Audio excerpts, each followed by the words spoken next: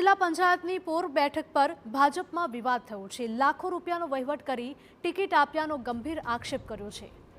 ચાપડના રાજેશ પરમાર દ્વારા રસિક પ્રજાપતિ સામે ગંભીર આક્ષેપો લગાવવામાં આવ્યા છે। પૈસા લઈને ટિકિટ આપી હોવાના આક્ષેપથી ભાજપમાં વિવાદ થયો છે।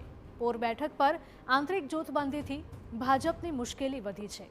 ટિકિટ ન મળતા નયના પરમાર નોંધાવશે અપક્ષ ઉમેદવારી। અપક્ષ ઉમેદવારી ફોર્મ ભરવા જવાની ફેસબુક પોસ્ટ વાયરલ થઈ રહી છે। અંકિતા પરમારે આક્ષેપો ફગાવી પાર્ટીનો આભાર વ્યક્ત કર્યો હતો।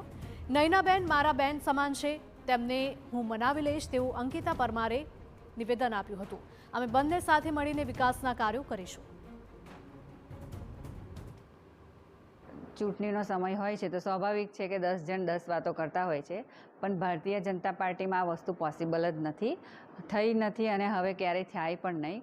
આ તો પાર્ટી દ્વારા જ મેન્ડેટ રજૂ કરવામાં આવે।